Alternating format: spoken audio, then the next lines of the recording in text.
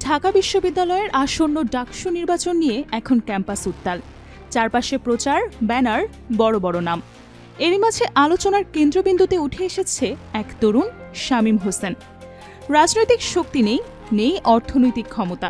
তবুও তিনি লড়ছেন শিবিরের সাদিক কায়েম ও ছাত্রদলের আবিদুল ইসলাম খানের মতো হেভিওয়েট প্রার্থীদের বিরুদ্ধে।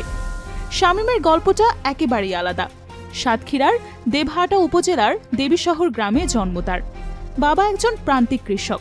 4 ভাই বোনের সংসারে সবচেয়ে ছোট তিনি।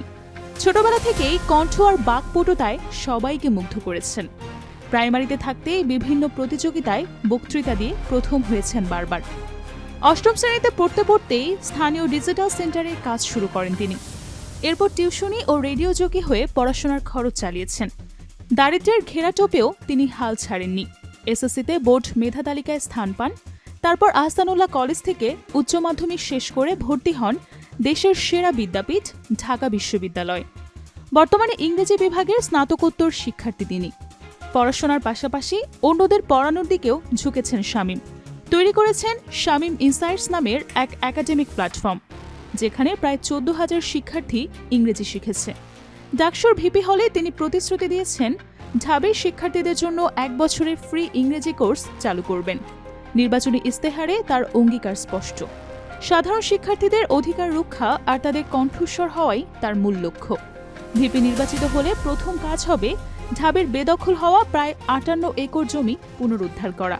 তার অভিযোগ, বিভিন্ন সরকারি প্রতিষ্ঠানে জমি দখল করে রেখেছে। তিনি চান বিশ্ববিদ্যালয় যেন পূর্ণাঙ্গ ও স্বতন্ত্র ক্যাম্পাসে পরিণত হয়।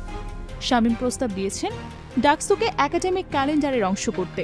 তার পরিকল্পনা অনুযায়ী প্রতিবছর সিনেট অধিবেশনের আগে ডাকসু নির্বাচনের বাধ্যতামূলক করতে হবে, অন্যথায় সিনেট বন্ধ থাকবে। শুধু তাই নয়, ঢাকা বিশ্ববিদ্যালয়ের অ্যালুমনাইদের কাছ থেকে ফান্ড সংগ্রহ করে ডাকসুকে শক্তিশালী করতেও চান তিনি। তবে একটা বিষয় স্পষ্ট করে বলেছেন শামীম, জাতীয় রাজনীতিতে যাওয়ার কোনো ইচ্ছে তার নেই।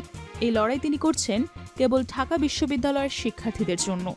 তার একটাই স্বপ্ন, ডাকসুকে প্রকৃত অর্থে শিক্ষার্থীদের অধিকার আদায়ের মঞ্চ হিসেবে দাঁড় করানো। প্রচারণার চাকচিক্য, বিশাল ব্যানার বা মোটা অঙ্কের বাজেট, এসব কিছুই নেই তার পাশে। আছে শুধু মেধা, আত্মবিশ্বাস ও সাধারণ শিক্ষার্থীদের ভালোবাসা। অনেকেই তাই বলছে তিনি যেন বাস্তবে এক ওয়ান ম্যান আর্মি। এখন প্রশ্ন একটাই, শামীম হোসেন কি পারবেন হেভিওয়েটদের হারিয়ে ডাকসুর ভিপির আসনে বসতে? উত্তর লুকিয়ে আছে সময়ের অপেক্ষায়।